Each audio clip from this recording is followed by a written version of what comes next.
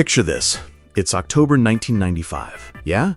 Britpop is conquering Britain, grunge is gasping its last breath, and in the Chicago studio called Pumpkinland, a megalomaniac with a god complex is about to prove that sometimes the best way to kill your scene is to transcend it completely. His name? Billy Corgan. His band? The Smashing Pumpkins. His plan? Create a 28-song double album so ridiculously ambitious it would make Pink Floyd look modest. This is the story of how Mellon, Collie and the Infinite Sadness changed music, not by following the rules, but by obliterating them so thoroughly that everyone else had to start over. But first, let's talk about the beautiful disaster that was Billy Corgan circa 1995. Picture this. A 28-year-old control freak who'd already alienated half his band by playing most of their instruments himself, written 56 songs in 2 years, and somehow convinced everyone that what alternative rock really needed was a concept album about growing up. "I wanted to make the White Album of the 90s, he declared, because apparently comparing yourself to the Beatles is totally normal behavior.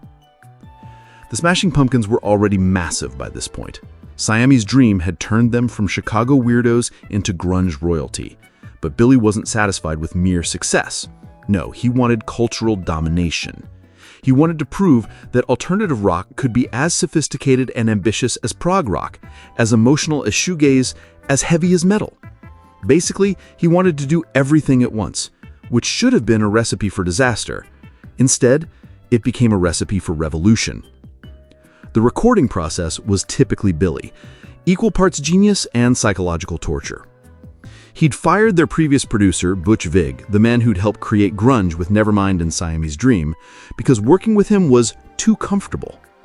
Instead, he brought in Flood and Alan Moulder, two British producers known for their work with electronic acts like Depeche Mode. The sessions ran for 6 months, with the band working 12 to 16-hour days regularly and 20 hours in the final days. They recorded in multiple Chicago studios simultaneously to avoid downtime, with Flood and Billy working in one room, while Moulder worked with James Iha and Darcy Retzky. It was like musical factory production, except the product was existential dread set to perfect melodies. Flood felt like the band he would see live wasn't really captured on record, Billy later explained. So a lot of melancholy was tracked by the band at deafening volumes. I mean deafening. There was so much SPL, sound pressure level, in the room that it was physically uncomfortable. They were literally trying to capture lightning in a bottle, even if it meant destroying their hearing in the process.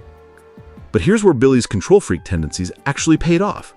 Unlike Siamese Dream, where he'd always famously played almost every instrument himself while James and Darcy sat around waiting, this time he let them actually contribute.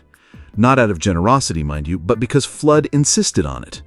The result was a band that finally sounded like a band, not like Billy Corgan with backing musicians. The album that emerged was absolutely mental.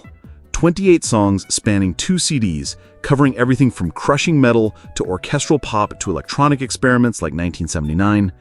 It was Pink Floyd's The Wall meets Queen's A Night on the Opera meets Nirvana's Nevermind meets Metallica's Master of Puppets, except somehow it all made sense. Bullet with Butterfly Wings alone proved that alternative rock could be heavier than metal. The main riff sounds like a buzzsaw cutting through concrete, while Billy screams, "Despite all my rage, I am still just a rat in a cage," like he's trying to claw his way out of his own skin. It became their first top 40 hit, which is insane when you consider it's basically a 6-minute therapy session disguised as a radio single. But the real genius move was 1979, a song that shouldn't exist by any reasonable standard. Billy wrote it in 4 hours on the last day of recording after producer Flood told him it wasn't good enough for the album. Instead of a traditional rock song, it was built around drum loops, samples, and electronic manipulation. Basically everything the Smashing Pumpkins weren't supposed to be. The most frequently asked question about 1979 is, what is the ooh-ah-ah sound at the end of every phrase? Billy later explained. Flood and I were tracking the song, and I started humming the oohs like a melody line. I sang them to tape, we sampled the pertinent ones, electronically manipulated them, and looped them against the drum beat.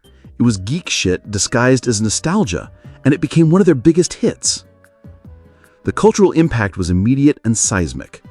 The album debuted at #1 on the Billboard 200, unusual for a double album that cost over $20, and eventually sold over 10 million copies in the US alone. But more importantly, it shattered every assumption about what alternative rock could be. Before Melancholy, alternative rock was supposed to be scrappy, lo-fi, anti-commercial. Billy and the Pumpkins proved it could be orchestral, cinematic, and utterly grandiose without losing its emotional core. They took the DIY ethos of punk and applied it to creating the most expensive-sounding album possible. The influence was immediate and obvious. Radio heard Melancholy and realized they could make OK Computer. Wilco understood they could create Yankee Hotel Foxtrot. Even Metallica's Load and Reload were influenced by Billy's willingness to experiment with different sounds.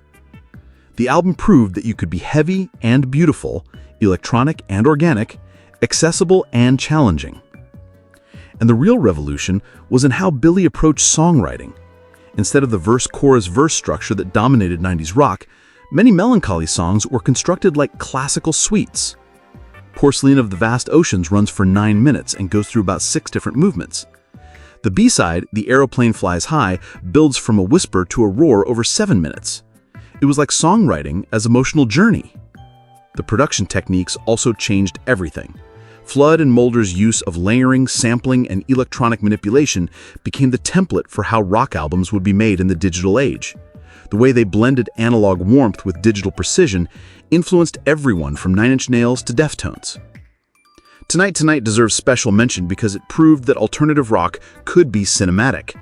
The song builds from delicate piano and strings to a full orchestral explosion, with a music video that looked like a Georges Méliès film. It was prog rock for people who thought prog rock was pretentious, which is exactly what the 90s needed.